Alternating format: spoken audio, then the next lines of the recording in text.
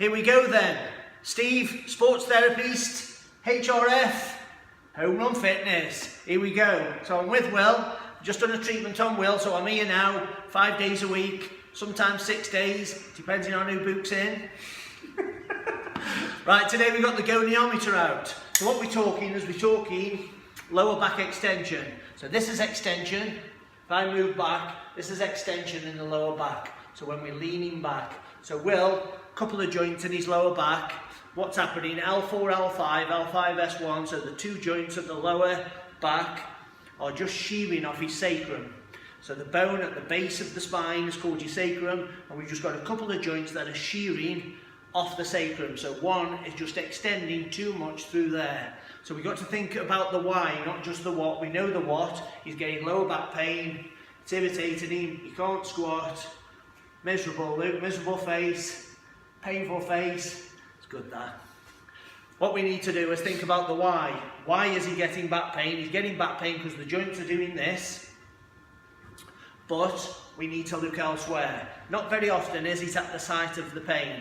Okay, so we need to think elsewhere. What's happening at the pelvis? Now the pelvis is being drawn forward because Will is tighter on these front muscles. So we've got your hip flexor here, we've got your rectus femoris, which is one of the quadriceps. Now when they become tight, they pull the pelvis forward. And then we've got the hamstrings. Imagine the reins on a horse. This is what the hamstrings are doing. They're trying to pull this pelvis backwards as he's being drawn forward into extension. Too much extension going through these two joints. So what can we do? Well, we can measure the pelvic rotation. So what we would do is we would come on to 2 points. This is your goniometer. We need to measure 2 points from there.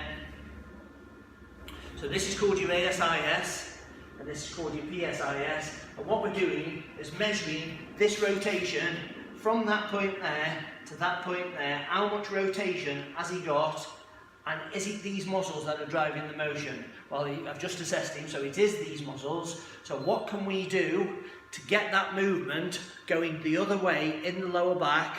And can we stretch out these muscles? We know we can stretch out the hip flexors and quads, and what that's going to do, it's going to bring the pelvis back into a neutral position. That's going to take the stress out of the lower back, and then what we're going to do, we're going to split this video up into 2 parts. Can you make it 1 part? Or will it be 2 parts? 2 parts. Brilliant. Social media. We're on it. Marketing. Oh yes.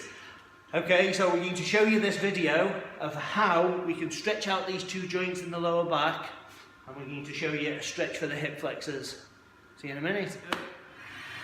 That's it, right through to the floor. So what we've got Will doing here is we've got him doing a cable rotation, and what this is going to do, it's going to round his lower back, and because he's getting through to the floor, it's going to target different aspects of his abdominal wall, but it's going to be stretching out them 2 joints in the lower back. So look how deep he gets through this movement, all the way through to the floor. Swap legs. Okay, as you can see, Will's down into the lunge position, stretching out them hip flexors and the muscles on the front of his thigh, because what we need to do is stretch them out, and we need to bring the pelvis backwards, and that's going to take the stress out of Will's lower back. And you can see him side bending, and then he takes his hands to the floor, which is again stretching out them joints in the lower back to create more space and reduce Will's symptoms. Now if you have any pain on forward bending, the cable rotation exercise would not be an exercise for you. 8, 7, 6, 5, 4, 3,